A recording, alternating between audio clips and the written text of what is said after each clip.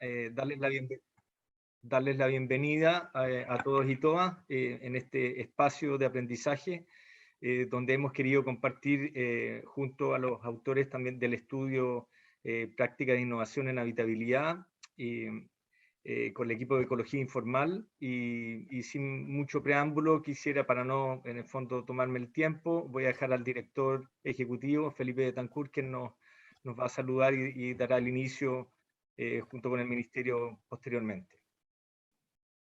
Gracias, Rodrigo. Bueno, saludar a todos, a Rodrigo, a Cristian, que está ahí, que es nuestro presentador hoy día. Gracias por hacerse el tiempo, a Constanza, que está por ahí, a gran parte de los equipos, tanto de FOSIS como el Ministerio, que están conectándose, y otras personas que pueden estar interesadas.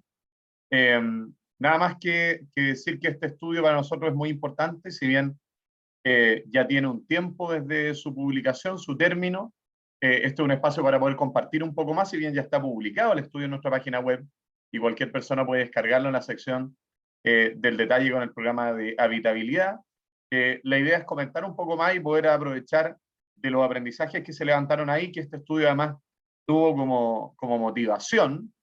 Me acuerdo cuando conversamos en el inicio, las primeras indagaciones también que hacía el equipo de Ecología Informal, y lo que veíamos también muchas veces directamente en las visitas regionales era que habían soluciones que se estaban dando para distintas problemáticas que vivían las familias que vivían en condiciones no suficientes de vida, de vivienda y entorno, que tenían alguna correlación entre un lado y otro. Es decir, en alguna región se hacía una solución de un tipo, en otra otro lado, y de repente era necesario quizás consolidar innovaciones que estaban ocurriendo en cada una de las regiones, que tenían similitudes, que tenían ventajas unas sobre otras, para que sobre eso siguiéramos construyendo más innovación. Es decir, tomando lo que ya estaba ocurriendo, viendo qué puntos fuertes tenían cada uno, poder seguir sobre eso desarrollando este programa que tiene tanta importancia desde el Ministerio de Desarrollo Social y Familia, y lo que desde FOSIS nos respecta como rol. Así que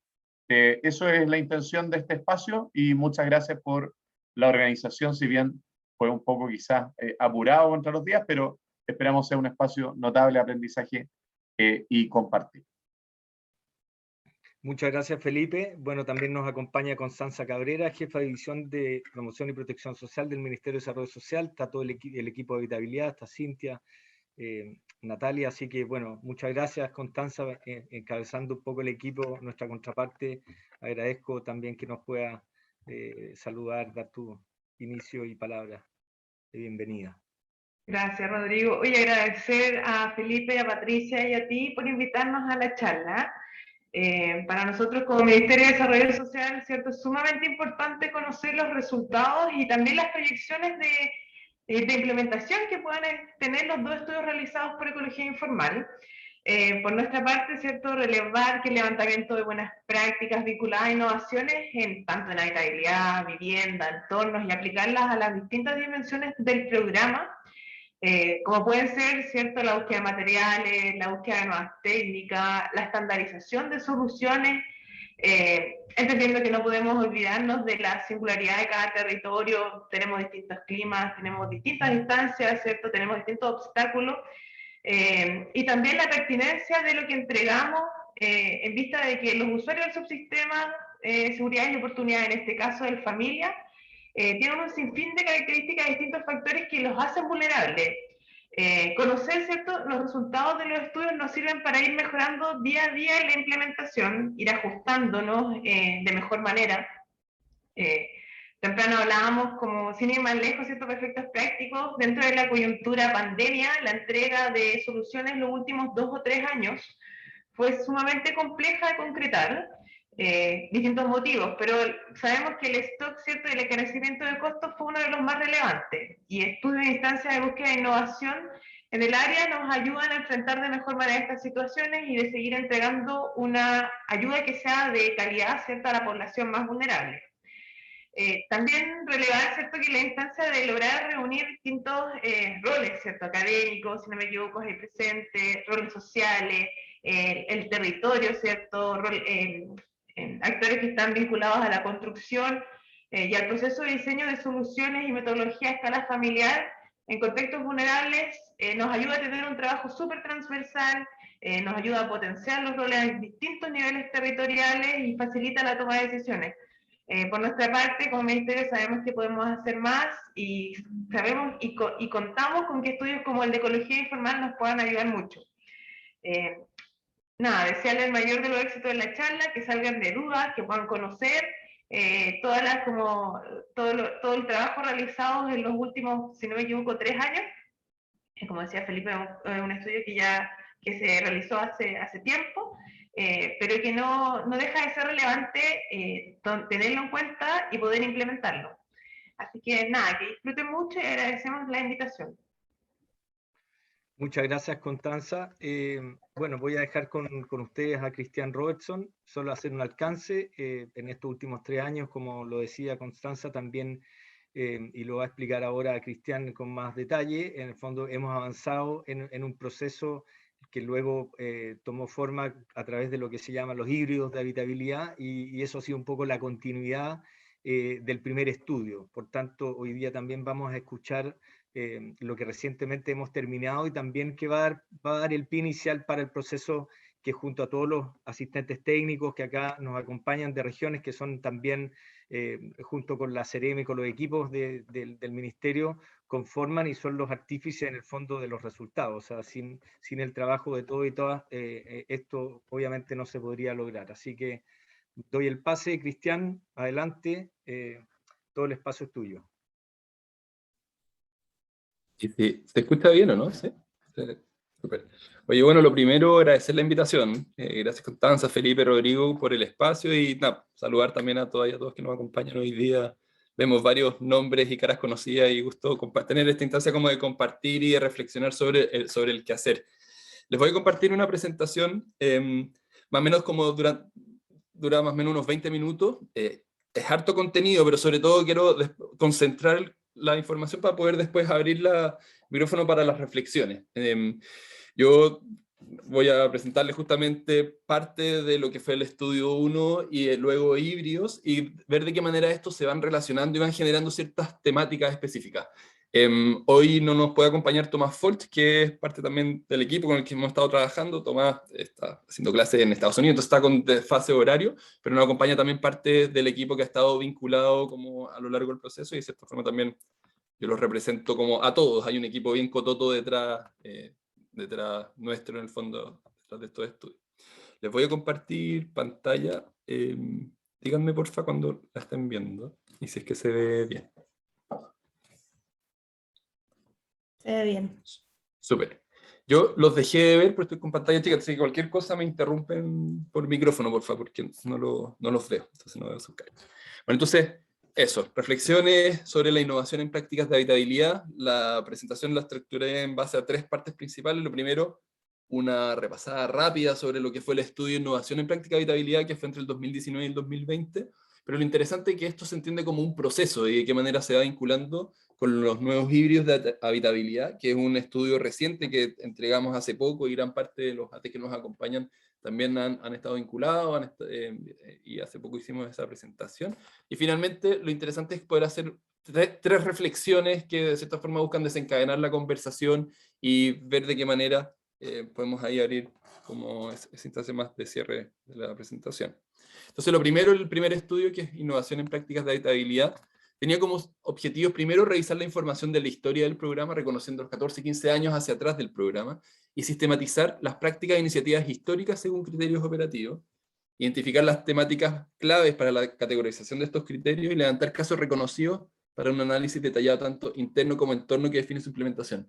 La pregunta aquí que nos convocaba era: innovemos en habitabilidad, y nos parecía que era importante decir, bueno, reconozcamos primero dónde han estado estas instancias de innovación, y a partir de ahí avancemos entonces en nuevas lógicas de innovación asociadas al programa. Como proceso metodológico, lo primero que nos encontramos fueron cerca de 15 gigas de información, 1100 archivos completos. Fue un disco duro lleno de información, y que como equipo empezamos a navegar en él, en el fondo. Empezamos a identificar cuáles de estos informes cuáles de estos contenidos eran informes internos, cuáles eran estudios, cuáles eran iniciativas internas de innovación. y lo empezamos a desmenuzar con los años y poder hacer esta matriz de orden. En base a eso identificamos 58 documentos clave, en el entendido que todas estas 15 gigas de información eran distintos tipos de documentos, desde informes, algunos eran flyer, otros. Entonces hicimos todo este primer pasar por sedazo, en el fondo de los contenidos, identificamos 58 documentos clave, los cuales entramos en mayor detalle para identificar desde la revisión de estos documentos ideas, talleres, prototipos o metodologías, etcétera, que aportaran a lógicas de innovación del programa. Pero lo interesante de eso es que nos encontramos con el equipo también con la contraparte, en el fondo, decir, bueno, pero entonces, ¿qué entendemos por innovación? ¿Cómo podemos salir a buscar buenas prácticas? ¿Y cuáles son los componentes? ¿Cuáles son los criterios de innovación? Y por lo mismo, armamos una matriz conceptual con una serie de criterios asociados a innovación que tienen que ver con la pertinencia, con la apropiación, el material, la forma, la técnica con la cual se desarrollaban las soluciones, la metodología utilizada, entender que un prototipo es innovador si también permite cierta replicabilidad de componentes, o poder mirar el impacto, el costo, la pertinencia, etc. Entonces, una vez consensuado este marco lógico, de cierta forma, para poder entender, y este marco conceptual, para poder entender qué vamos a salir a buscar, qué prácticas vamos a buscar, empezamos a analizar desde este marco los 58 documentos clave, y identificamos cerca de 80 casos que fueron analizados y ponderados en mayor detalle. Por una parte, identificando sus aspectos generales, ver, por ejemplo, tipo de solución, los materiales, en qué zonas estaban construidos o implementados, el año, el costo, traspasado a la UF de la época para después poder hacer comparaciones. Pero por otra parte, también poder identificar si cumplían o no cumplían con los distintos criterios de innovación y seleccionar y sacar sus puntuaciones. Esto es una matriz resumen, que es una matriz bien interesante que empieza a identificar ciertos componentes. Y esto lo elaboramos en base a una ficha base, en el entendido de que la información también está disgregada en diversos tipos de formatos, en algunos eran fotos, en algunos. Entonces nos parecía importante poder homologar para poder empezar a comparar. Estas son algunas imágenes tipo de alguna de las soluciones que, si se fijan, tienen los puntajes de innovación específicos asociados al cumplimiento o no cumplimiento de los criterios, pero también con observaciones y con ciertas oportunidades que íbamos identificando al ver cada una de ellas. Entonces, un primer producto que fue interesante fue poder tener este mapeo a nivel nacional de de estas 82 fichas de análisis con información homologada, una ficha por caso, que nos permitía empezar a identificar casos y empezar a ver, bueno, cómo se innova, de qué manera se innova, cuáles son los componentes de mayor innovación, etc. Y esto es interesante, construimos este mapa táctico que de cierta forma era comprender desde la escala completa a nivel nacional cuáles eran los criterios de innovación, dónde estaban estas son las puntuaciones de los casos, identificar los distintos criterios y ver de qué manera algunos criterios estaban más o menos, tenían mayor o menor cumplimiento a nivel nacional. Y luego de ello, identificamos 8 casos específicos que tuviesen componentes interesantes asociados a los criterios de innovación, y fuimos a terreno, y fuimos a mirarlo específicamente, 2 casos en la zona norte, 4 casos en la zona centro, y 3 casos en la zona centro-sur. Y construimos ciertas herramientas para poder ir a mirar. Primero una ficha de levantamiento en terreno, con encuestas, con entrevistas a los beneficiarios, a los ATE, a los ejecutores, pero también queríamos entender cómo estos prototipos, estas soluciones se desarrollaran, y por lo mismo construimos estos mapas de actores, en el cual en el punto al medio es el prototipo, y los círculos asociados hacia afuera son las distancias de los cuales se iban relacionando los distintos actores, y qué tipos de actores, entendidos que hay algunos actores que son del sector público, sector privado, academia, etcétera, y queríamos ver cómo eran los nodos de relación para la construcción de estos prototipos. Y de la misma forma, analizarlos cualitativamente con los distintos actores vinculados a ellos. Y aquí empiezan a aparecer temáticas interesantes. Por ejemplo, la línea amarilla es la evaluación del municipio, de uno de los casos, este es el caso del proyecto de una vivienda en Paine. versus el LATE, cuando evaluaba el prototipo, tenía una evaluación distinta que, por ejemplo, el constructor o el mismo beneficiario. Y en estos cruces de conversación cualitativa empezamos a levantar ciertas temáticas interesantes que les voy a compartir ahora brevemente, algunos hallazgos interesantes que aparecen de este estudio. Primero, algunos ámbitos con mayor cumplimiento que identificamos del análisis de todos los prototipos. Primero, la pertinencia. Cerca del 80% de los casos evaluados dan respuesta al problema identificado de manera pertinente y que da respuesta efectivamente al problema que se identifica de manera inicial.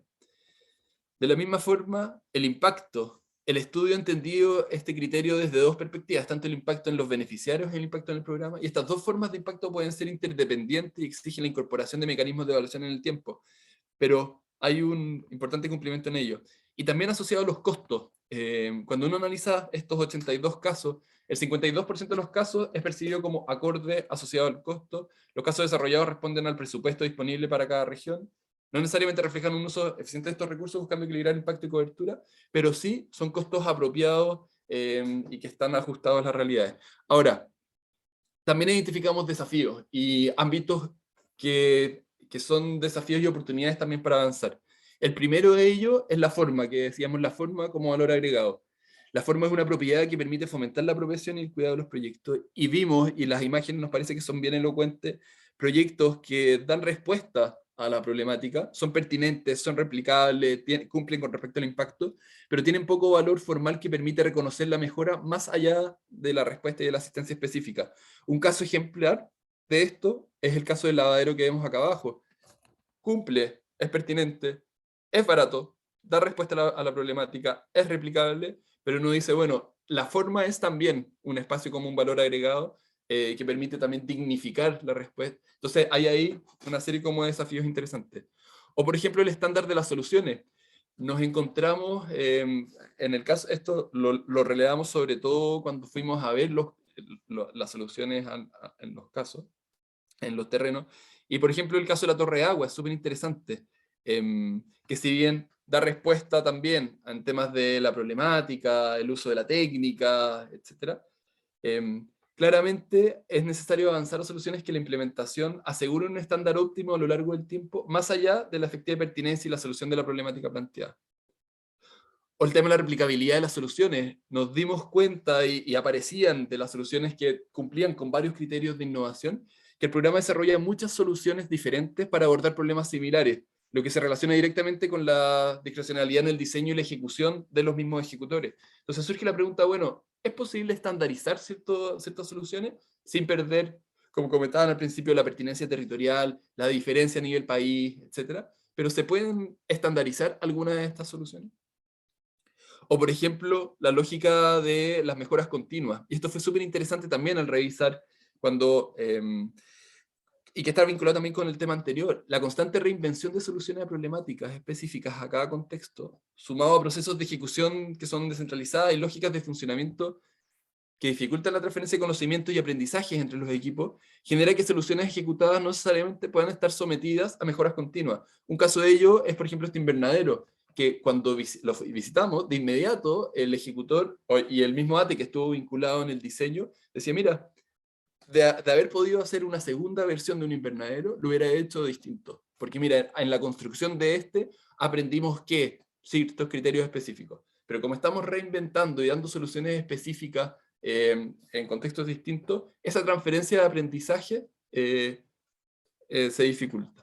Entonces, el estudio termina finalmente reconociendo tanto estos desafíos, que los agrupamos desde las soluciones, desde las competencias y el ecosistema, pero avanzando como a un plan más bien como de propuesta, organizado en 3 grandes ejes. Uno que tiene que ver con aprender, en entender de qué manera FOSIS tiene todo este espacio de oportunidades de convertirse en un ecosistema de aprendizaje con capacitaciones, con apoyos metodológicos, manuales de uso, que sabemos que el programa ha ido avanzando en ello también, en generar repositorios, en generar transferencias de conocimiento, cosa que efectivamente el conocimiento no recaiga en el profesional, sino que en este ecosistema específico, y cuando haya recambios de equipo, el conocimiento y la experiencia quede acumulada y se pueda transferir de manera nacional, que buenas prácticas de la zona centro puedan permear la zona sur a la zona norte, etc. Como este ecosistema de aprendizaje nos parece que es interesante.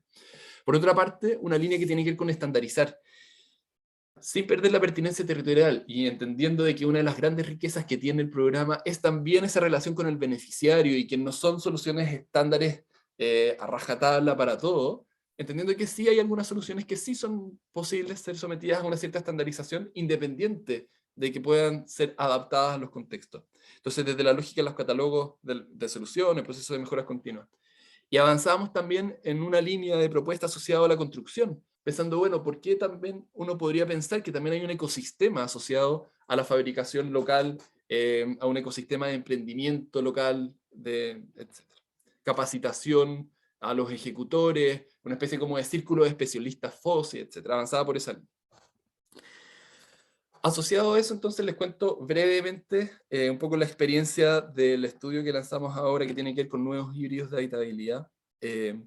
Y que lo interesante es que se hace cargo de una de estas patitas, o al menos busca avanzar claro, avanzar y poner ciertas preguntas asociadas al catálogo de soluciones. Entonces lo primero que fue interesante como primera aproximación de la etapa fue poder comprender la ejecución del programa en sus distintas regiones, desde las distintas como componentes, y ver que efectivamente hay algunas soluciones que tienen mayor posibilidad de replicabilidad. Y cuando nos encontramos con esto, por ejemplo, que vemos que 63% de las familias en 3 y 6 soluciones, uno dice, bueno, ¿es posible con una misma solución complementar y dar varias respuestas? Y empieza a surgir la lógica del híbrido. ¿De qué manera una solución también permite hacer otros usos y otros programas también complementarios?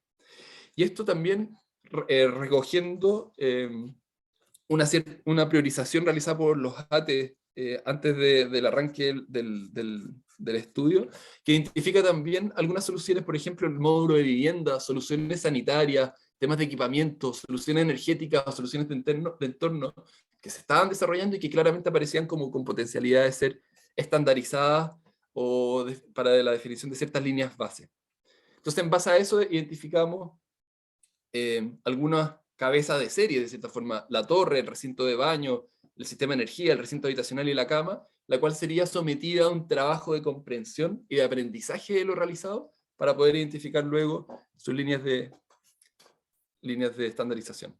Entonces, por lo mismo, hicimos una convocatoria abierta a nivel nacional, en la cual se les invitó a todos los equipos regionales a hacernos llegar en un formato muy sencillo, en el fondo desde un Google Form y la subida de ciertos documentos, aquellas soluciones que consideraban por diversos motivos que eran interesantes de analizar porque avanzaban en lógicas de innovación y de buenas prácticas. Recibimos de manera cerca de 50 respuestas a lo largo de todo Chile, y estas respuestas entonces empezamos a trabajarlo desde un análisis de la información. Y aquí interesante, de nuevo, y que está vinculado en la forma de hacer y un poco lo que realizamos en el estudio anterior, es comprendamos lo que estamos haciendo, saquemos aprendizaje de lo realizado y desde ahí avancemos en la innovación. Como de nuevo, y de manera similar a lo anterior, eran tan dispares las informaciones que nos llegaban, de repente eran esquemas, de repente una foto, de repente eran una descripción de los proyectos, etc. Primero homologar el contenido. Desarrollamos estas fichas de sistematización que describía aspectos generales del proyecto, y por otra parte, homologamos la planimetría en una misma escala y en un mismo estándar de dibujo para poder empezar a sacar aprendizaje. Y por lo mismo, una vez que íbamos realizando este trabajo de cada uno de los casos, identificamos las fortalezas de cada uno de los casos, las debilidades de cada uno de los casos y ciertos aprendizajes que nos permitirían luego tomar decisiones estratégicas a nivel de propuesta. Realizamos cerca de 40 fichas a lo largo de Chile, y estas fichas luego las resumimos en una ficha resumen, que es una planimetría resumen que da ciertas dimensiones promedio, ciertas materialidades utilizadas específicas, y un resumen de las fortalezas, las debilidades y las oportunidades.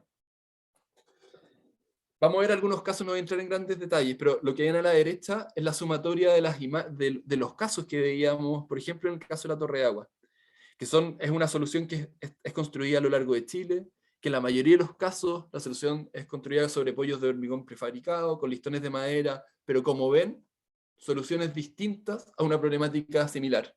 Y nos pregunta, bueno, ¿uno podría generar una línea base sobre la cual innovar y hacer modificaciones? Uno encuentra de inmediato buenas prácticas y temas interesantes en los casos. Por ejemplo, en algunos de los casos incorporaban programas complementarios como el lavadero. En algunos casos se incorporaban usos complementarios, pero de nuevo, no en todos los casos. Pero por ejemplo, incorporaban un estanque complementario, pollos de hormigón que facilitaban la implementación, en algunos casos, en otros eran empotrados. En algunos casos habían escaleras de acceso a la plataforma superior o bancas laterales de apoyo, etc. Pero también habían desafíos asociados a las soluciones que se estaban construyendo, con respecto a lógicas de circulación, temas asociados a temas estructurales, temas de captación de aguas lluvias, etc. Y aparecen entonces ciertas oportunidades y ciertos desafíos vinculados a cómo circular el entorno para poder registrar, cómo acceder a estos puntos, cómo complementarlo con otros usos, cómo pensar lógicas de empotramiento más fáciles, etc. Y fuimos a mirar referentes también. Este es el caso de unos proyectos de un concurso Santiago Humano Resiliente, de Paisas y otros equipos más, que pensaban también ciertas lógicas que lo que buscaban claramente no es una traducción literal lo que estamos pensando, pero poder abrir la cabeza en lógicas de innovación. O este caso también que son lógicas de torre de aguas prefabricadas. Lo mismo sucedía, por ejemplo, con los recintos habitacionales. Fíjense, estos son algunos de los casos que relevamos, pero en el fondo es una solución construida a lo largo de Chile, usualmente con programas tipo, pero con soluciones totalmente distintas, problemáticas similares. En general, cuando uno aprende, hay estructuras axiales que son, este es uno de los casos que analizamos en mayor detalle, pero estructuras axiales que son más o menos claras, pero por ejemplo no identifica lógicas de crecimiento progresivo. Entonces, si es que uno quisiera construir un segundo dormitorio, taparía luz natural, etc. O el tema de la accesibilidad universal, o por ejemplo, varias de las soluciones que veían que las circulaciones estaban cruzadas y por ende dificultaban el mejor uso de los espacios, etc. Entonces empezamos a identificar ciertos espacios de oportunidad. Por ejemplo, pensar que hay una cierta lógica de circulación que se organiza en un eje, darle cierta autonomía a los espacios, la utilización de los muros húmedos por dentro y por fuera, para lavaderos, para por un lado los artefactos del baño y por otro lado la cocina, pensar de qué manera los antepechos, por ejemplo, de las ventanas reconocen el cambio de materialidad, cosa de que uno quiera cambiar esa ventana a una puerta, por ejemplo, no tenga implicancias directas con respecto a los revestimientos, etc.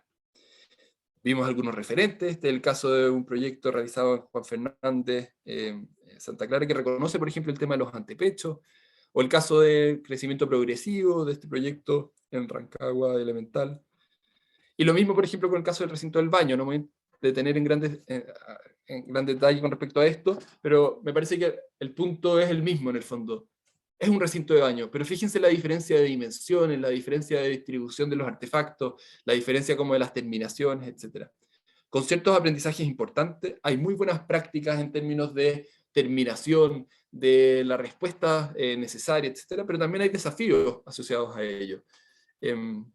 Y con ciertos espacios de oportunidad, viendo algunos referentes, viendo módulos sanitarios, y así las distintas temáticas que fuimos recibiendo. Entonces, frente a eso, nos enfrentamos a la parte siguiente de la etapa que tiene que ver con la construcción del catálogo de soluciones, y que nos enfrentamos como a tres problemáticas principales. Primero, ¿es posible avanzar en la estandarización de alguna de las soluciones para la definición de líneas base y estándares mínimos? Segundo, ¿es posible realizar cruces programáticos, lo que entendemos como híbridos, buscando, ¿es posible problematizar las soluciones entregadas añadiendo otros componentes sin que por ello pierda la esencia de la respuesta? Entonces, frente a eso, avanzamos de manera colectiva, de codiseño, trabajándolo con los equipos, poniéndolos en jaques, haciendo ajustes a 5 prototipos distintos, Este es el caso de la torre de agua, que toma la altura como un componente clave, generando una plataforma superior que permitiera dar, por ejemplo, sombra a la plataforma inferior, que tienen otros usos, por ejemplo, para lavadero, o una mesa de apoyo para el orden, por ejemplo, de la ropa, o qué sé yo, reconociendo un espacio intermedio para un segundo estanque, por ejemplo, de acumulación de aguas grises u otro, pudiendo incorporar y aprovechando la altura también para la incorporación de paneles solares, etc. Estos prototipos los desarrollamos a nivel de detalle, con plantas, cortes, elevaciones, escantillones, presupuestos, cubicaciones, etc. Y lo interesante de esto es que uno entiende que esto puede ser una línea base, no estamos diciendo que todas las torres de agua tengan que ser iguales, esto puede sufrir modificaciones y mejoras sin duda, pero sí creemos que es interesante poner en jaque la forma y ver lo que también puede incorporar como otros tipos de componentes. Lo mismo sucede, por ejemplo, con el recinto habitacional. La solución contiene un programa habitacional mínimo, con un dormitorio, cocina, comedor y baño, pero sobre este módulo se propone una serie de operaciones que son clave y que lo ponen en jaque. Por ejemplo, la extensión de los aleros. Con la simple extensión del alero trasero o delantero, te permite generar espacios intermedios, un lavadero cubierto, una terraza que podría estar sombreada, etc. El cambio de los materiales de los antepechos que te permite, por ejemplo, conectar el living comedor con la terraza, o incluso considerar la planificación propuesta de cómo este recinto podría ir creciendo con el tiempo. En el entendido de que este es el programa inicial, si se fijan, no es tan distinto al módulo de arranque que veíamos como análisis de estudio, pero incorpora ciertas mejoras, por ejemplo, con la reutilización de los muros húmedos, una circulación axial que no te cruza con respecto a los recintos, un cierto mueble que te permite ajustarse, asociado luego a lógicas de crecimiento. Aquí mostramos el tema de los aleros, un alero de acero sombra.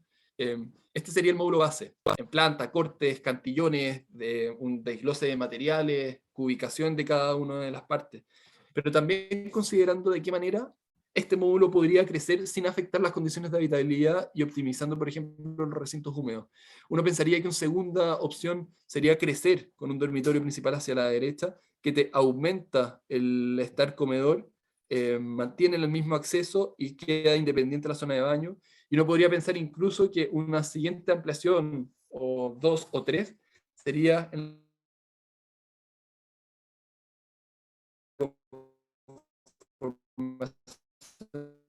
Cristian, disculpa, hay un problema de señal. Con un dormitorio 2 y un dormitorio. ¿No se escucha? Sí, hay un problema de señal, al parecer es tu señal. Si Me cambio, denme un segundo, me cambio de señal. Si puedes volver, solamente la última lámina tuvimos alguna dificultad para poder escuchar. Cambio de señal. Ahí sí, ¿me escuchan de nuevo? Sí. Sí, tengo BTR en mi casa, así que me pasé al celular. Eso, entonces bueno, les comentaba con respecto como al módulo de vivienda, desarrollado en distintos tipos de detalles, y también pensando como la lógica del crecimiento progresivo, de qué manera con operaciones base uno puede dar unos ciertos lineamientos hacia dónde avanzar.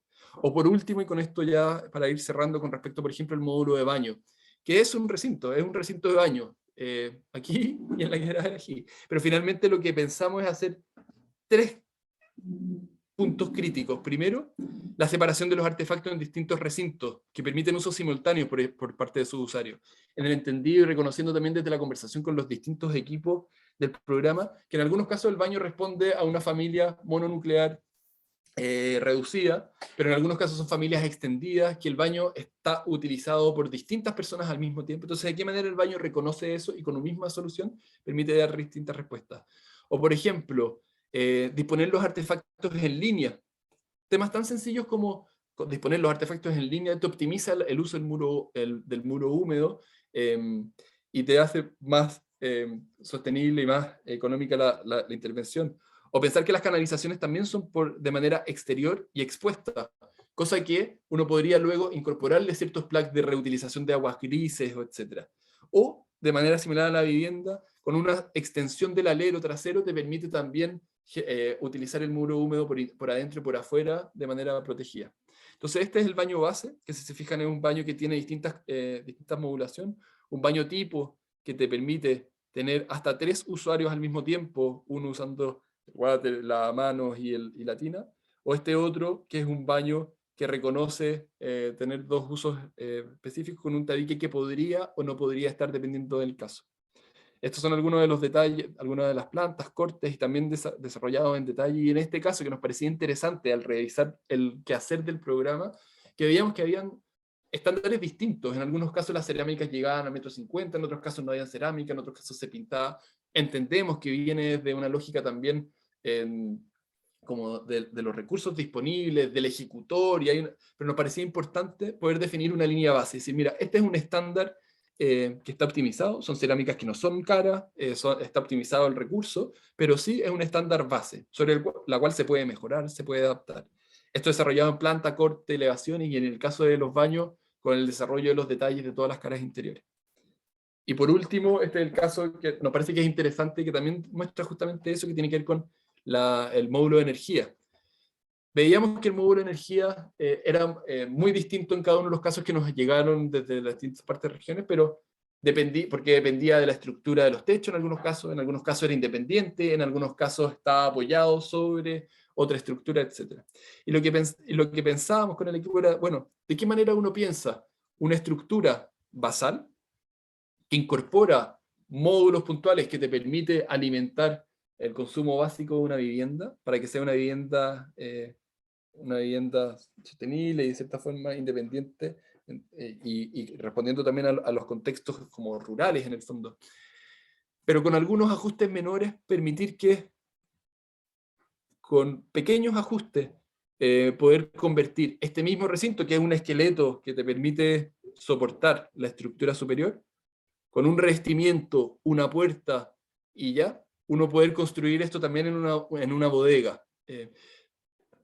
O el caso el caso de la cama, que voy a pasar rápido, de nuevo, que es una cama, pero pensamos, bueno, ¿de qué manera esta cama puede avanzar en pensar que es una cama modulada y que es un módulo base? Y que dependiendo de la replicabilidad de estos módulos bases más unas piezas y partes, te permite, por ejemplo, tener un axonomet, poder tener un camarote simple, o un camarote en L, que te permite poder tener aquí una zona de estudio, u otras composiciones dependiendo del contexto en el cual se ubica. Y esto, para avanzar hacia una lógica de innovación, que me parece que es importante como explicarlo, entendiendo que tal vez este estudio es una primera vuelta, es una priorización, levantamiento de información, generar líneas bases, etc. Pero nos parece que la innovación no está acá, la innovación está en la siguiente vuelta, en el fondo, es decir, de qué manera uno reconoce esto como una primera provocación, pero empieza a dar una vuelta también con una cierta territorialización, que las distintas regiones puedan hacer parte de estas propuestas y adaptarlas a las realidades locales, invitando a otros actores, a universidades locales, a los ATES, a los mismos ejecutores, para entender de que este prototipo no es el final de un proceso de innovación, sino que esa innovación se da de manera continua. Termino solo con 3 reflexiones que me parece interesante para poder desencadenar la conversación. Lo primero, la necesidad de reconocer la innovación no como un plug externo que desde afuera se incorpora en el trabajo, con ideas locas y creativas que vienen como este platillo volador que se posiciona en el quehacer de los programas, sino más bien como una forma de trabajo que uno reconoce lo realizado, para desde ahí potenciar las prácticas que innovan y promover entonces desde esa concepción cambios más profundos.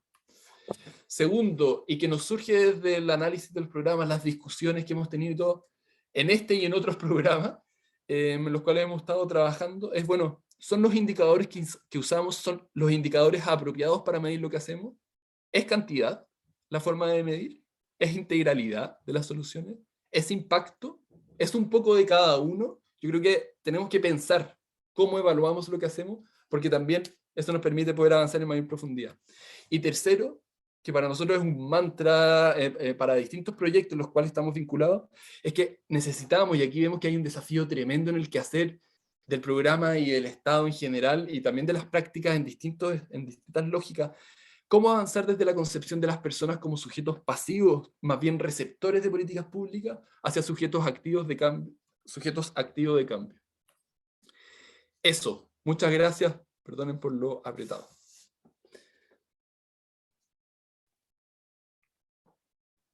Gracias a ti, Cristian, y también, bueno, por cumplir los tiempos. Obviamente se vio que tuviste que acelerar y afortunadamente pudiste pasar todos los contenidos.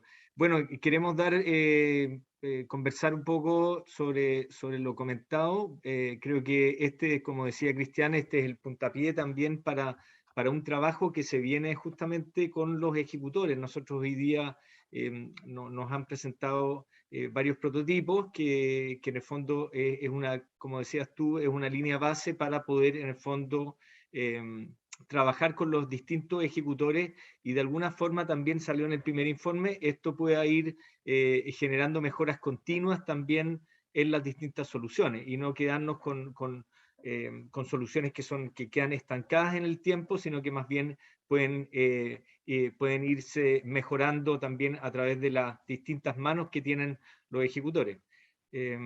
Justamente una de las preguntas que nos hacía un colega de Los Ríos es si tenemos los valores. Bueno, yo creo que si cada región y cada ejecutor le agrega o le pone los valores, digamos, de los costos de materiales que hoy día además están variando, son temas que hay que ir ajustando, y eso va a ir generando también valor en las distintas soluciones. También nos preguntan cómo se va a operativizar esto en el programa. Justamente nosotros con el equipo del nivel central de asistencia técnica hemos transferido las soluciones que se diseñaron a la metodología que tiene el programa de habitabilidad, que son las fichas de propuesta, con la finalidad de poder compartirla en el corto tiempo a través de una jornada con los equipos, y en el fondo, a su vez, los equipos regionales puedan hacer un trabajo con los ejecutores y poner a prueba, en el fondo, estos prototipos también con la esperanza de que podamos, en el fondo, construir también o tener algunos, siempre hay ejecutores que son motivados, que también les interesa trabajar en la innovación y poder, en el fondo, también poner a prueba tal vez los prototipos que hoy día surgen como resultado del catálogo de soluciones. Eso como primera instancia, no es el minuto para poder delinear, digamos, ese trabajo, pero es una tarea que también nos hemos comprometido con el Ministerio y que esperamos poder plasmar en el plan de trabajo.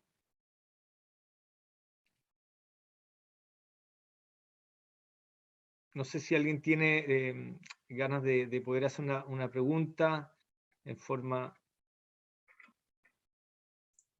directa. Rodrigo, ¿puedo? Sí. Sí, quería preguntar que me parece interesante el último punto que plantea Cristian Robertson en relación al tema de involucrar a la familia en este proceso. Obviamente a los actores locales, el resto de los actores locales, pero me interesa particularmente cómo imagina que es posible incorporar a la familia en procesos de estandarización. Uno diría que son justamente todo lo contrario, uno estandariza normalmente en fábrica, no sé, y cómo las familias podrían ser incorporadas en este proceso. Me imagino que tienes alguna idea y experiencia, por eso te lo pregunto. Ya, Rodrigo, ¿recogimos varias preguntas o vamos uno y una? Tú dime, Rodrigo. Dale, Cristian, porque después viene Mauricio Labra, que tiene una pregunta, que él tiene que levantar la mano, así que... Super. Oye, nada, a ver, lo que comentaba Rodrigo Tapia me parece que es clave, claro. La última frase para nosotros es una provocación y la ponemos siempre porque me parece que es una provocación que debe estar siempre como constante. ¿Cómo vinculamos a los vecinos? ¿Cómo lo vinculamos a las familias en las tomas de decisiones? Uno podría pensar, por ejemplo, que la definición de la problemática es conjunta, las posibles soluciones es conjunta, por ejemplo, las lógicas de crecimiento progresivo, lo discutíamos con el equipo, perfectamente uno podría pensar que el crecimiento progresivo viene asociado con un manual de crecimiento, con ciertos criterios en el fondo, cosa de casi que un manual de hágalo usted mismo, con ciertas líneas bases en el fondo. Entonces yo creo que hay como un punto de equilibrio que es es interesante buscar, por una parte, estandarizar, y que busca justamente poder generar líneas bases y ciertos criterios de avance, pero por otra parte poder identificar como espacios de colectivo de trabajo. Pensamos, por ejemplo, asociado a las mismas soluciones. Hay temas de las terminaciones, veíamos en algunos de los casos, lo vimos en casos que se realizaron en Santiago, si no me equivoco, con los módulos de vivienda en la zona de Talagante, Buin, por ese sector, en que claramente las familias estaban involucradas en el proceso, tanto de definiciones, tanto de la problemática y el programa, y luego del proceso constructivo. Entonces uno dice, bueno, uno podría pensar espacios en el fondo como de cruce, y me parece que es clave justamente para avanzar en esta lógica como de, claro, como para fomentar de que efectivamente las políticas que desarrollamos busquen cómo potenciar las capacidades de las personas y no necesariamente entenderlas como sujetos pasivos, en el fondo receptores. Pero me parece que es una discusión abierta, pero súper interesante buscar aquellas instancias para poder vincularlo. Mauricio Laura tiene levantada la mano. Hola, buenos días. Mauricio Labra de BioBio. Sí, bueno, nosotros como FOSI tenemos harta experiencia en temas de habitabilidad y recuerdo el año 97, 98, cuando yo ingresé como constructor acá en el BioBio, en los programas de autorreparación de vivienda. O sea, yo creo que tenemos experiencia en cómo llegar a conectarnos con las personas para poder trabajar esos temas de poder levantar opiniones. Pero yo solamente un tema que me interesa en este momento, que tiene que ver con que muchas de la intervención que nosotros tenemos con el programa de habitabilidad, a pesar de que yo hace muchos años que no estoy en esa área, tiene que ver con el asentamiento también de estas personas en lugares que muchas veces no son adecuados ni son lugares seguros. Muchos están en zonas de riesgo, ya sean en laderas o cerca del mar, y muchas veces estos programas, si bien el contexto y todo lo presentado me parece interesante, y desde el punto de vista de incorporar quizás también conceptos de reducción de riesgo de desastres en esta lógica de intervención, yo creo que es vital e importante. Solamente como comentario. Muchas gracias. Muchas gracias a ti por los comentarios. Se va a considerar y nos parece muy interesante y relevante también ir revisando también esas experiencias que se dieron en el tiempo y en la historia también de los inicios del programa. Ignacio también de la región metropolitana tiene levantada la mano. Y luego Cristian del nivel central. Gracias, Rodrigo. Hola a todos. Hola, Cristian. ¿Cómo están? Me parece muy interesante todo lo planteado. Yo me sumo a las palabras anteriores. Es algo que ya tú nos habías expuesto en diferentes instancias, y hoy probablemente hoy día está el compendio final, ¿no es cierto?, con las dos investigaciones asociadas sobre las prácticas innovadoras al programa. Algo de esto quizás ya lo planteé una vez anterior, pero lo voy a mutar un poco y tratar de hacerlo lo más resumido. Me parece notable cómo llegar a conceptos que tienen que ver como una operatoria arquitectónica, pensando en cómo optimizar algunas de las soluciones que, si bien son diversas, porque parte importante de lo que tiene el programa como su plus, digamos, es que diversifica las opciones de soluciones dependiendo del caso de la familia que atiende, ¿no es cierto? Pero se entiende que tampoco podemos hacer una panorámica infinita de soluciones, sino que tenemos que tener ciertas estandarizaciones de elementos, pero sin llegar a un extremo ni tampoco irnos al otro. Y en eso creo que la habitabilidad ha perdurado en el tiempo, porque efectivamente ha manejado de cierta manera algunos equilibrios. Lo que no quita lo que tú señalas muy bien, que es cómo optimizar esa diversificación para plantear quizás cosas que hoy día están hechas o dejan de estar pensadas. Mi reflexión es, tú viste también la folletería, los insumos que están asociados más allá a la intervención física, porque también en estos años todos, desde regiones, con el nivel central, hemos ido trabajando en algo que nos parece como muy sustantivo, que es cómo ir dejando cierta capacidad de aprendizaje instalada en la familia para que las intervenciones tengan perdurabilidad en el tiempo, sean sustentables.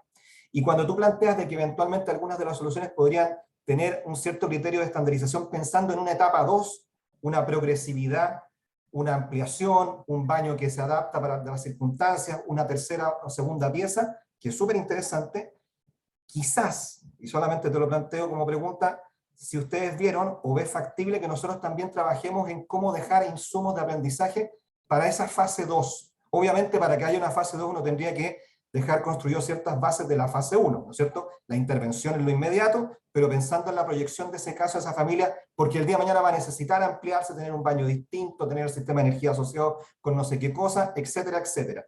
Pero quizás lo que tenemos que nosotros, y que bien o mal hemos hecho estos años, es como el dejar el aprendizaje a través de distintas instancias. El área social del programa tiene una fuerte arraigo también en ese proceso. Entonces, si algo de eso vieron, porque me parecería que tal como todo programa y política pública, nosotros tenemos una cantidad de meses que estamos instalados y después nos tenemos que retirar.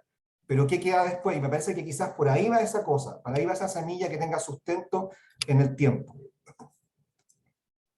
Sí. Hola Ignacio, gracias por el comentario y pregunta, porque se me vienen a la cabeza dos cosas como de inmediato. Lo primero, claro, sobre todo en el primer estudio, que reconocíamos varias de las prácticas. Yo estoy de acuerdo contigo que tal vez la presentación uno tendiese a pensar que todo es forma y físico construido, está como cargado hacia allá, pero muchas de las prácticas de innovación que se reconocieron en el estudio 1, y ustedes pueden revisar después las fichas sistematizadas del librito de la publicación, muchas de esas prácticas de innovación reconocen, por ejemplo, manuales metodológicos, como formas de hacer, que en el fondo nos parece que en términos, y que de hecho, en lógicas de evaluación de estos 9 criterios, eran las soluciones o las propuestas que cumplían mayor cantidad de criterios, porque tenían lógicas como de impacto, de replicabilidad, y que justamente piensa en el cómo se hace, y cómo lo volvemos a repetir, por ejemplo, en las capacitaciones que se realizan en la familia,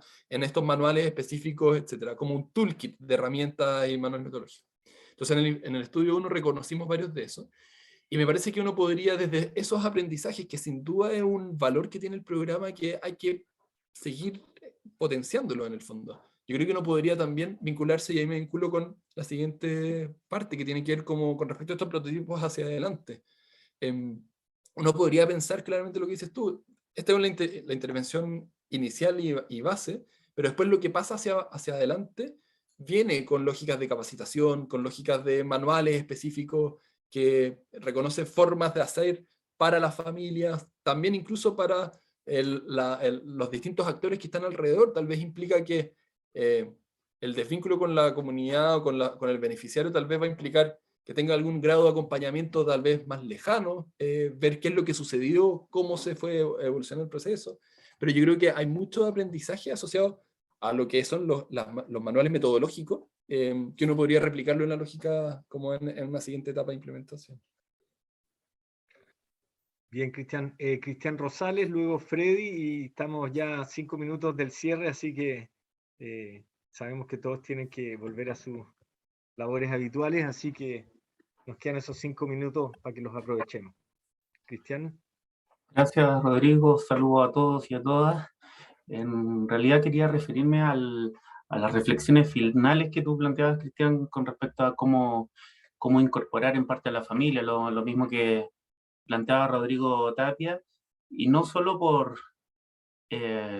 porque es un deseable en casi todas las políticas públicas, sino porque en un recorrido que hemos estado viendo con distintos equipos regionales, nos estamos dando cuenta que el programa en su conjunto en este momento está en una etapa crítica, como en un punto de inflexión, para poder viabilizar y realizar una serie de situaciones que tienen que ver, una serie de soluciones que tienen que ver con los costos de implementación que se están suscitando en el país debido al contexto actual. Es decir, hoy en día casi en todo el país está siendo muy difícil implementar el programa porque no hay mano de obra, la mano de obra está carísima, los materiales están carísimos y los recursos del programa no están dando abasto. Entonces, estamos como en un punto de inflexión donde hay que repensar quizás la metodología del programa, y en esta metodología la familia pasa a tener un rol clave de cómo poder viabilizar ciertas soluciones.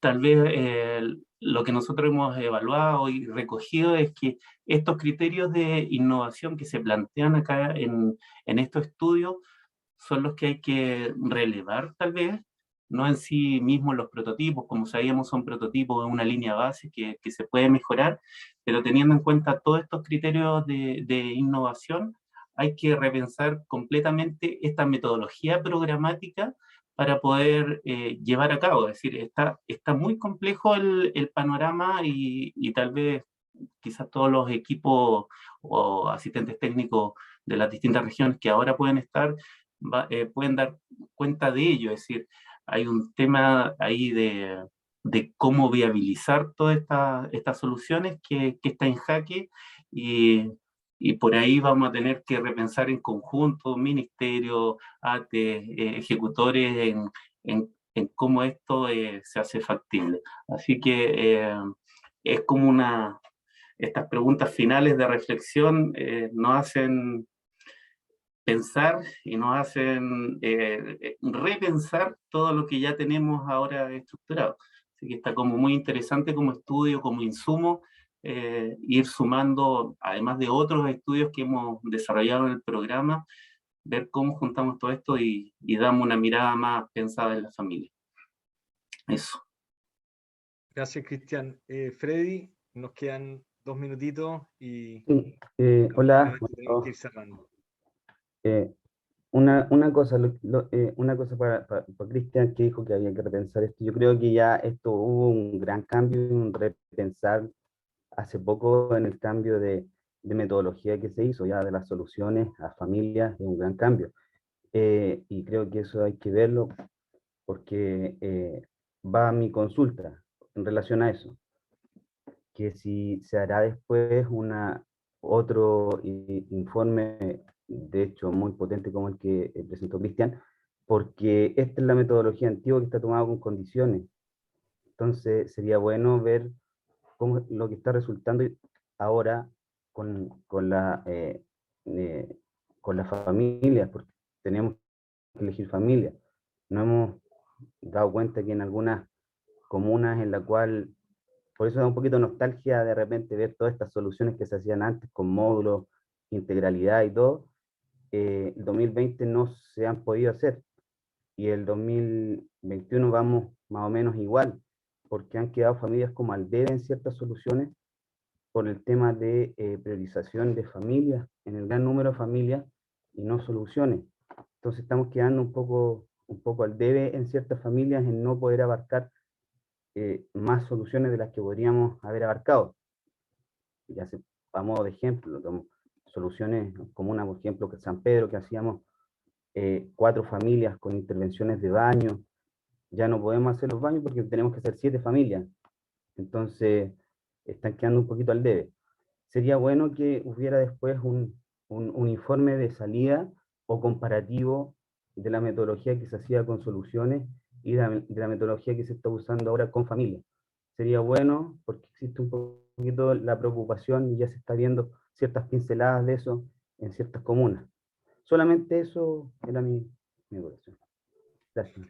Sí, Freddy, muy interesante lo que planteas y evidentemente hoy día estamos en un proceso donde el informe, el EPG, que en el fondo determinó hacer una serie de cambios en el programa, sin lugar a duda es un tema a discutir permanentemente y justamente, bueno, ya un poco llegando al término, justamente estos espacios son los que nos permiten también ir tomándole el pulso justamente a la opinión, a los dolores que ustedes están teniendo también como región.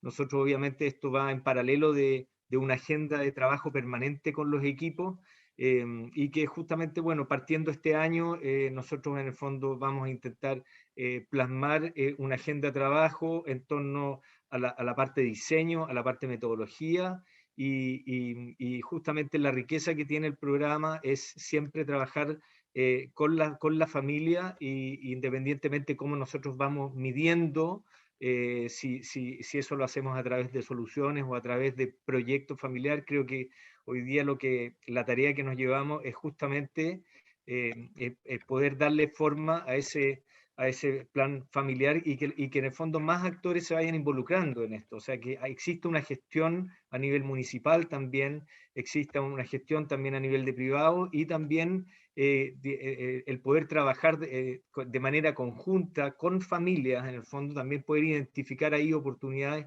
nos parece muy relevante. Así que, bueno, quiero cerrar, Cristian, darte las gracias, darle las gracias a todas y todas también, al director, al ministerio también por haber podido participar y haberse dado el tiempo. Nos parece muy importante y dado el interés vamos también evaluar la posibilidad de poder tener en forma permanente también estos espacios que nos enriquecen también en el día a día y que surgen justamente, como lo comentamos anteriormente, del trabajo que ustedes realizan con mucho cariño, con mucho esfuerzo y que en el fondo también ustedes logran transmitirle a los equipos ejecutores. Yo creo que esta mística que se logra también y hace que en el fondo nosotros demos mucho más en nuestro trabajo y eso se traduzca en que las soluciones que los ejecutores realicen, en el fondo también poder transmitir esa parte. Es muy importante. Así que bueno, muchas gracias y esto quedará grabado. Vamos a intentar subirlo también para que los que no pudieron participar también puedan tener este registro. Nos estamos viendo prontamente. Chao, chao. Chao, muchas Chao, gracias. gracias. Chao, Chao, gracias. gracias. Gracias, gracias. Gracias. Chao, chao.